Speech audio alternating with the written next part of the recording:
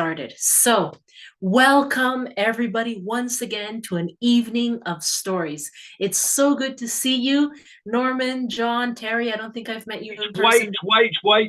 Wait. Don't Okay, be that's what I was impatient. There is asking. a way these things start. Hello, Louis. Ladies and gentlemen, girls and boys, and assembled company, welcome to the World Storytelling Cafe. And tonight is Friday, or today. We don't know where you are in this world, so it could be today. Terry, for instance, is probably around the middle of her day. She's about to have a lunch or something. Norman, it's the middle of your day in Canada. Waleed, it's the end of your day. It's getting towards, it's an hour later or 2 hours later than in Romania. So today is from Colombia via Transylvania. We have the amazing, the stupendous, the brilliant Juliana Marin. Juliana, would you care to take the floor? Buenas noches. Buenas That noches. means good evening in Spanish. I come from Colombia and I travel the world telling stories, listening stories, picking up new stories along the way.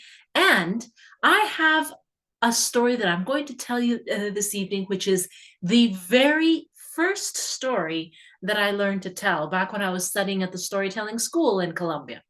But it's a riddle story. And so before that, I'd like to begin with asking a riddle. Now, some of you might know this riddle already, so if you know the answer, please don't shout it out. But if you're not sure if you know the answer, but you kind of have an idea, well, then go ahead, raise your hand, and you can turn on your microphones so we can all participate, and let's see if you can get it. Now, they say that it's such an easy answer that almost any child would be able to get it. But for some reason, it's really, really hard for adults. So here it goes, and pay very close attention. What is larger than God, but more evil than the devil? The poor people have it. The rich people need it. And if you eat it, you die. What do you think?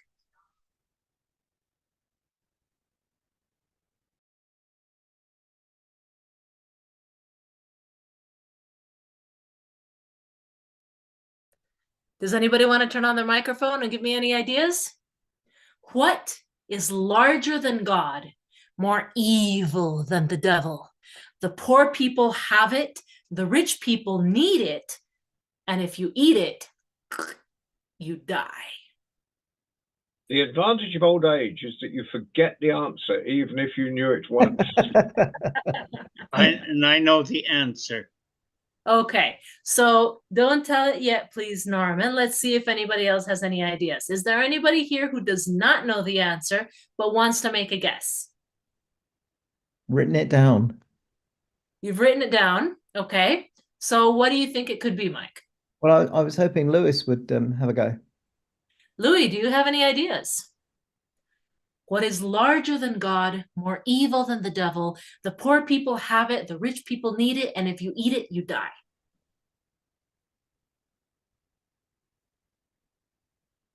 No ideas whatsoever. Nobody. Uh-oh. Well, thank goodness this isn't one of those stories where the king is asking the riddle, and if you don't get the answer, you lose your head, right? We're a little bit more merciful in the storytelling world. All right, let's answer piece by piece, because that's the best way to get this riddle. What is larger than God? What is more evil than the devil? I heard somebody over there. What? What do poor people have? Nothing. Nothing. What do rich people need? Nothing. And if you eat nothing, you die. There you go. So that's the answer to this riddle. Nothing. But the answer to the next riddle, the riddle in the story, is not nothing. It's a choice. You have to make a choice. You have to choose what you want more. Now, the logo of the World Storytelling Cafe is this magic lamp. We all know the stories of when you find the magic lamp and you rub it and a genie comes out and gives you 3 wishes. But what if you got a genie that only gives you 1? I say creak, you say crack. Creak, creak, creak. Correct. Once upon a time, a long, long, long time ago, there was a man named Batistin. Now, he was poor, but he was kind and he was smart. He tended sheep in the rolling hills, and one day was his lucky day because one of his sheep fell down a ravine and he had to climb down into this inaccessible place to be able to grab it and take it back up to the others. Nobody had ever been down in this ravine before. And well, now that he was down there, he'd come all this way and had taken all the trouble. He started poking around because there were some interesting rocks and plants and things that he'd never noticed before. And he tripped over, what was that? He started brushing away what do you think it was? A lamp, a magic lamp. And he had heard the stories because just like all of you, he was a story lover. And so he knew exactly what to do. That's a good reason to listen to stories. If not, you might find a magic lamp and just say, bah, and chuck it. But no. He started rubbing the lamp and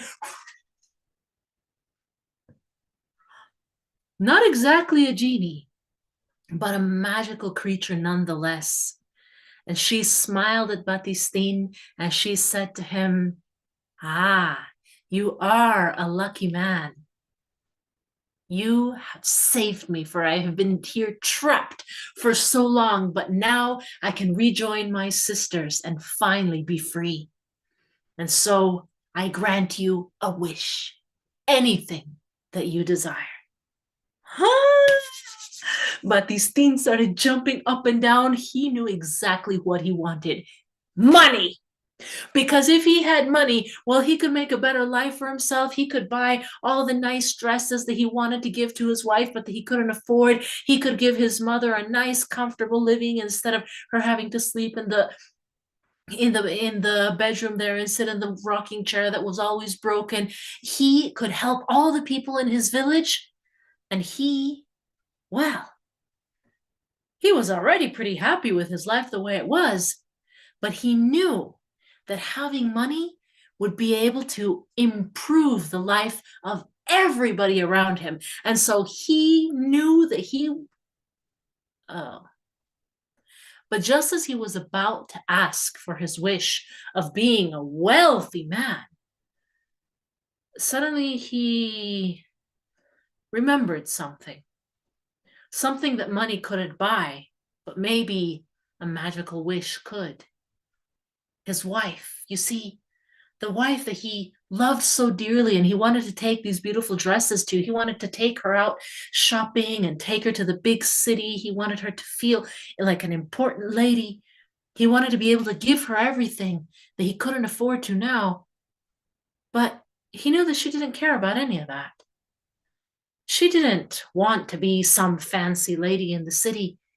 Her deepest dream, what she had always wanted more than anything else, was simply to be a mother. And sometimes when he would come home from the fields, he would see her looking out the window, watching the children play and laugh in the street. And when she thought that he wasn't looking, he would notice a tear run down her cheek because she knew that she could never have children. Her body didn't work that way. And she wanted children of her own. He did too, of course, but he knew that having children of her own would make her so happy, so much happier than fancy dresses or fine, elegant dining in the big cities. How could he be so selfish when this wish could give the person he loved most what she had always wanted. And so, let's be honest, a little bit sadly, he started saying, yeah, I'm going to have to change my wish, actually, what I really want.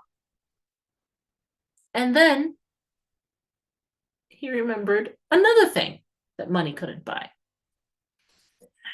Another person that he loved with all his heart, his mother. His mother who had told him stories since he was a child, his mother who had struggled and suffered to be able to give him the best life she could.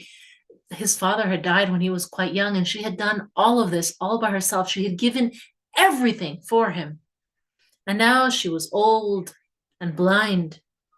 She had loved watching the sunrises, and she would smile whenever she saw a flower. She loved to paint, to weave.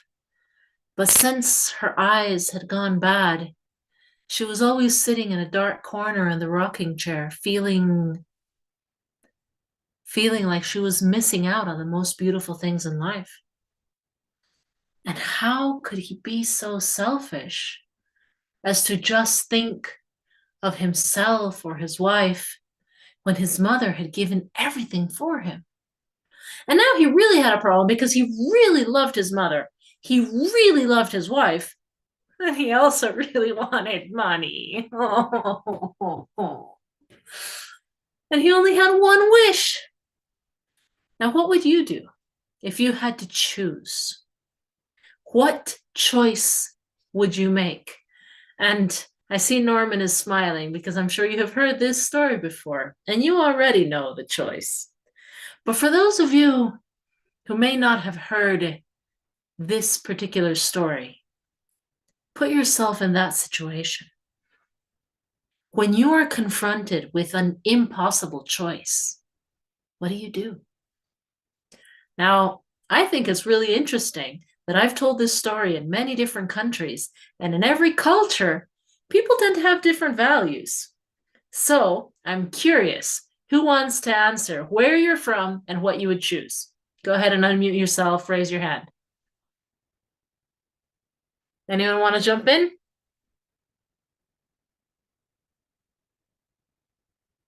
Louis, what would you choose if you had to choose between those three? Are you still there?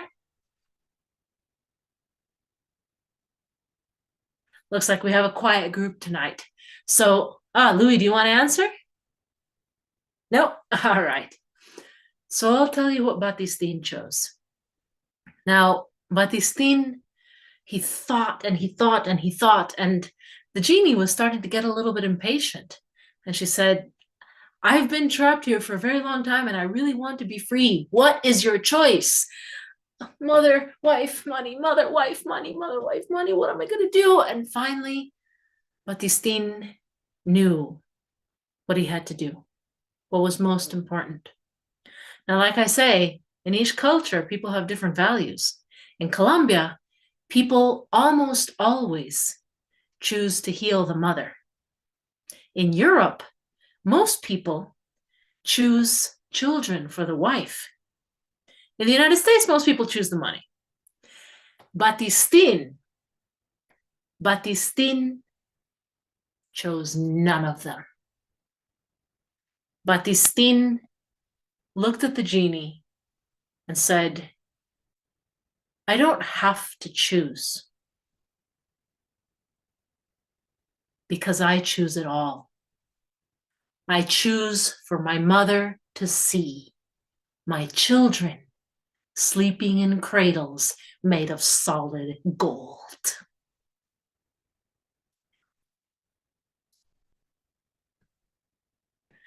I've always loved that story, and it's something that I've always believed, that we don't have to limit ourselves, that if we're presented with a finite amount of choices, no, there's always a way. There's always, always, always another way. But sometimes you just can't see it. Sometimes the only choices you have in front of you are absolutely terrible, and you don't know where else to go or where else to look. You are stuck. And this was the case of a king long ago in a land far, far away. I say creak, you say crack. Creak, creak, crack, creak. Now this king had fought many battles. Battles are terrible things. War is terrible always. Sometimes you feel it's necessary because you don't see another way. I believe there has to be another way, but sometimes you just can't see it. And the king had seen no other way, and so he had fought many wars. He had defeated his enemies, and now his people were able to rebuild after the war was over, after peace had come to the land. And the king could see out the window how the children were growing up, running and laughing in the streets, having no memory of the destruction and death that their parents all refused to speak about. Yes, there was peace in the land, but not in the king's heart. He had a beautiful kingdom with happy, healthy people. They were safe. But every night, the king was terrified of going to sleep because as soon as he closed his eyes, images of blood and the screams of the dying and all the terrible things that he had witnessed in war would wake him up crying out in a cold sweat. And he had to remind himself that he was safe, that things were at peace now. But what was peace? He had never known peace. He was always looking over his shoulder, always jumping, always expecting any moment an enemy to come back. The king desperately wished to know peace, the peace that the children knew when they ran and played and laughed outside. When he was growing up, children would not make a sound. Everyone lived under the law of silence, in fear, watching. He wished he could know peace. But how? How? If he had peace in front of him and he couldn't even understand it. And in those days, it just so happened that an artist was passing through the town. Now, the artist had gotten famous, world famous.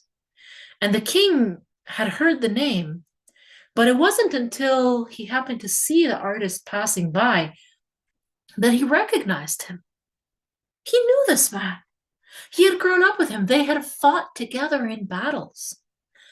And this man had left the kingdom years ago and had studied at the greatest universities and had traveled around the world, and he had become possibly the greatest artist of all time. It was said that anything he painted was so real that you could step right into it, that you felt as though you were truly there, that it became a part of you. And a crazy idea started growing in the king's mind when he saw the exhibits and the paintings that the artist was showing, and people were gathering around. Some of them were dark and terrible, and the king immediately went back into those battlefields. And he stepped out and thought, if this artist with his painting can cause such a deep, profound reaction in me just by seeing something, I know what it feels like. Perhaps, if he could paint peace, if he could paint me what peace is, what peace feels like, then perhaps I will understand. And so he called the artist and he told him the story. And the artist didn't even need to hear it because the artist too knew what that was like. The artist too, for many years, had woken up in a cold sweat, crying out in the night from all the terrible things that he had seen in war. But that didn't happen anymore. Somewhere along the way on his travels, he had met peace and understood it, and the king could see it in his eyes. And the artist looked kindly at the king and said, yes, I can paint peace. It will be tricky, it will be difficult, it will take some time, but I can paint peace for you. And the king, he felt such relief. He didn't even realize that he had his hopes so high. And he said to the artist, name your price. I will pay you whatever you wish. I will give you the best materials.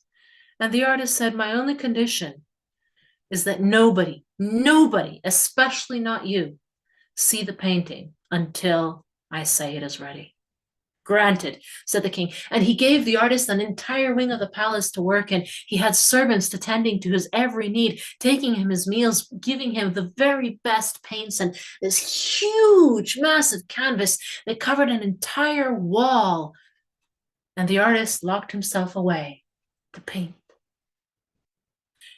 And in the evenings, he would sometimes have dinner with the king, and they would trade stories, and the king's hope grew even more. And the stories scattered around the kingdom, and people started talking about a painting of peace. And all those who were old enough to remember what war was like, they too, just like the king, their hopes began to soar. They too dreamed of being able to step into a painting of peace and feel it real for the first time. And an entire year passed in which the artist worked day and night until finally he came out and said to the king, it is ready. The king declared a national holiday, and people from all over the kingdom traveled to the capital to unveil this magnificent masterpiece. The artist himself was recognizing that this was the greatest work of art that he had ever produced, and probably ever would. And people came from far and near. There was an orchestra, there was a band, there were celebrations, there were dancers in the street, and the servants wheeled out this huge canvas covered over by a cloth onto the great balcony of the palace, where thousands of people below were gathered, and a hush fell over the crowd. And the artist bowed low to the king. Your Majesty, and people here assembled, I present to you peace. And a gasp went up from the crowd as this gorgeous painting was unveiled. It was so real. It felt more real than real life. There was a beautiful fruit tree with little birds nesting in its branches, and there were horses eating placidly there in the grass by a bubbling stream that fell over some rocks. The sun was shafting in through the clouds. It was so tranquil just by looking at it. You felt calm, a deep sense of calm, and that all was well with the world. And after the hush, people started clapping and cheering and throwing their hats in the air. And the king, yes, extraordinary, exquisite. You truly are a master. Yes, I am delighted. I will grant you 1,000 wagons of gold for this magnificent masterpiece. But even though the king tried, he could not hide the disappointment in his voice, because that kind of calm, that beautiful scene, was something that the king could understand, but could never access. This was not a piece that he could know, that he could live. This was not something that he had ever experienced or ever would, not in dreams, not in waking life. It was beautiful, yes, but it was foreign to him. And all this time, the artist was watching the king shrewdly. And the artist said, "One moment, Your Majesty, I'm not quite finished." And the artist whipped off another cloth And people saw that there were all these buckets of paint and big brushes, and the artist pulled out a brush of gray paint and splashed it all across the canvas. No, he ruined it, he ruined it. A big splash of red paint, a splash of fire, black, dark blue, and in seconds, the entire glorious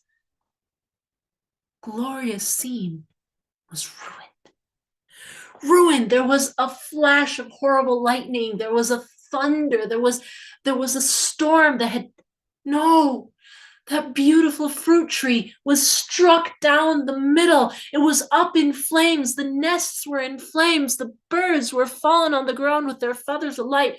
The stream, that bubbling clear stream, was now swollen and brown and dragging the bodies of dead horses along with debris and garbage. It was destruction, absolute destruction. And people could not believe what had happened. And the king took it personally. That was what he saw in his dreams every single night. The beauty, the peace come and be destroyed. Absolute destruction. There was nothing there. There was no hope. This was what he was afraid of. This, how dare he? How could the artist? He had almost given him a glimpse, and then he came and ruined it as if he were saying that, no, you will never find peace. And the king could not bear it. How dare you? He said, guards, take him away. And the king almost gave the order, off with his head, but he managed to wait because he was a good king and he had promised himself that he would never order someone's death in a fit of anger. He would wait at least until the next day. The artist was dragged away. People scurried off. Those who were old enough to remember what it was like, they knew the law of silence. And the children, they asked questions, and the parents just said, hush. And in seconds, the plaza was empty, with just the king and the ruined painting. And the king fell to his knees there, and perhaps for the first time in years, not understanding why, he wept. But he did not sleep. Once he had no more tears to cry, he stood up and he looked at the painting. I said, there's something here, something I don't understand. There has to be something. And as the sun was rising and shining its first lights back on the balcony where the king had stayed all night, the king called his guards, bring him to me. The artist was brought back before the king, and the king said, I have chosen to have you executed. You will die as soon as the sun is high in the sky. Very well, said the artist. I have lived a good life. If this is my time, then so be it. Aha, said the king. I knew it. I knew it. Look at me. The artist looked at him and smiled. And in the artist's eyes, the king saw peace. You are not afraid of death, he said. No, said the artist. I am not. How? How? You know peace. You were with me in the battles. You saw the same things I did. How is it that you know peace? And what did you do here? You are trying to tell me a message. What is it? The artist said, look closer. And the king had spent all night looking at the painting. But this time he came even closer, staring. And there it was. You see, the swollen brown river dragging garbage and destruction was splashing down over the rocks. But if you looked very, very closely right there, there was a little crevice in the rocks, a little hole behind the water. And that little crevice was perfectly dry. And right there on that ledge, there was a little nest. And on top of that nest, on top of those eggs, was a mama bird with her head tucked under her wing, fast asleep. Though the storm raged around her, she and her little eggs were safe and dry. And that was a peace that the king could understand. Amidst the storm, a corner. Yes.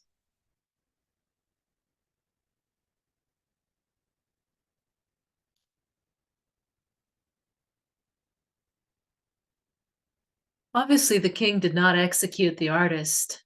Obviously, he hired him to remain as an advisor.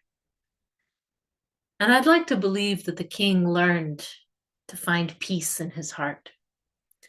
Now, many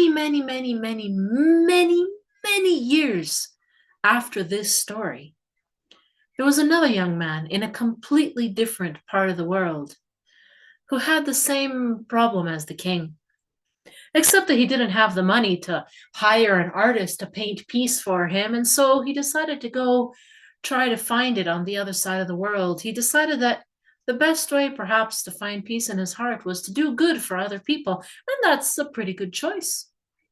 And so the young man went off to volunteer for a week with the Xhosa people in South Africa. He went to a very tiny village where the people were desperately poor. And there, with a team of other volunteers, they built some houses and they did some things. And he stayed for one more day after everybody else had left. And in that week that he had been there, he had started making friends with a lot of the kids. The kids were just so much fun and so funny. They were always chasing him around and asking him questions and wanting to hear him speak. And they thought it was so funny how he talked and he'd learned a bit of their language before going and everything. And the kids just loved him, and he loved their energy. He couldn't understand how they were so poor. They had nothing. I mean, nothing. They were barefoot. Their clothes were in rags. They didn't even have a proper ball to play with.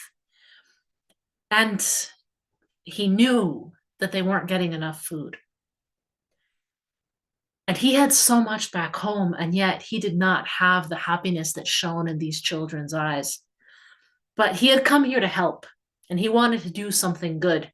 And so that last day before he left, he went to the marketplace and he bought as much fruit as he possibly could. With the very last of his money, he bought the biggest basket of fruit he possibly could, and he brought it back to the village. And all the children swarmed around him, and they were jumping up and down and excited. Is this for us? Is this for us? He said.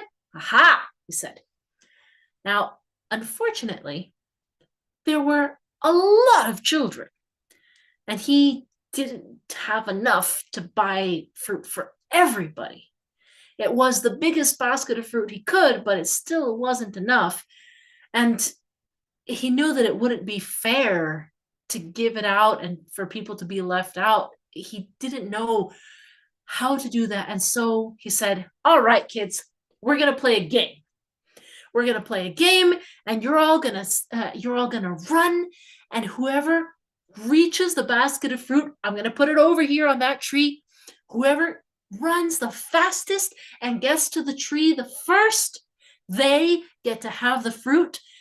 They get to have the fruit all to themselves. Are you ready? Oh, the kids were so excited. That prize was so big. It was fantastic. And the kids were jumping up and down. They all lined up. He said, no cheating, behind the line. Okay. And on your marks, get set, go. And the kids took off running, except that they did something he did not expect.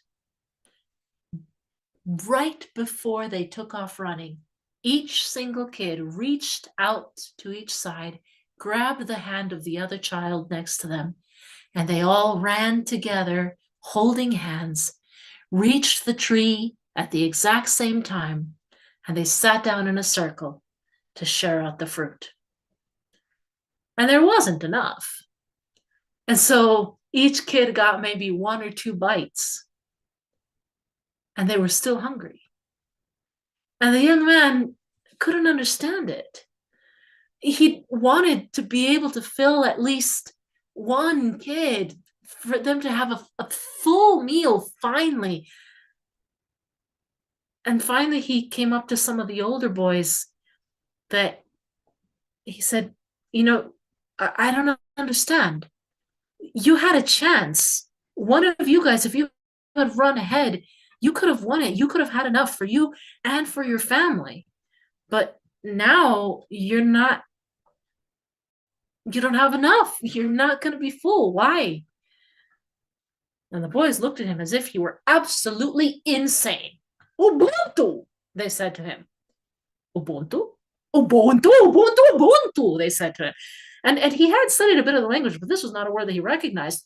They said, what do you mean, Ubuntu? Ubuntu! You crazy? You don't know Ubuntu? What's wrong with you? Maybe that's why you're so sad. Ubuntu. How can I possibly be happy if my friends are sad? How can I possibly eat the fruit if my friends are just watching and hungry and I don't give them anything?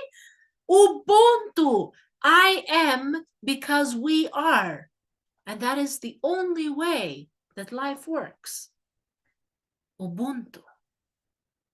The young man had gone to this village to help, but he never knew how much he himself would be helped by those that he thought had absolutely nothing to give. And when he returned, he told this story.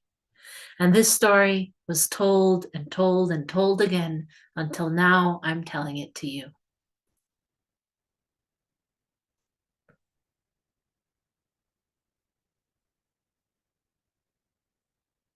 And so, Ubuntu, I am because we are.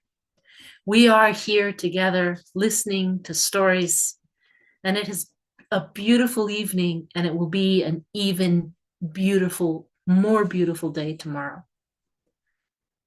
I hope that you all have a wonderful night, because it is time. Time not only to listen to stories, but to go out and live your own. Thank you. Thank you, Juliana. Amazing. Oh, so what's the weather like out there? Still cold? Yes, the snow is still out, and it is absolutely gorgeous. Ah. I'm in Romania at John Rowe's house, by the way. John Rowe has a beautiful, gorgeous house here in the mountains of Romania. And it has been such a blessing to spend the winter here. Well, Despina is has just joined us right at the end, so she'll have to listen on, catch up. But hello, Despina. Hello. Oh, I have been listening, even though I wasn't here in person. Kind of virtual person. But lovely stories. I heard 2 so far. I don't know if I missed one. Perfect. The first one at the beginning. I'm sure you've heard it before. Yeah. Doesn't matter. It's always another story from another teller. Right. What have we got coming up? I think next Friday we go north of the border again. Who will remember to take his laptop off aeroplane mode to tell. We have from the shores of Loch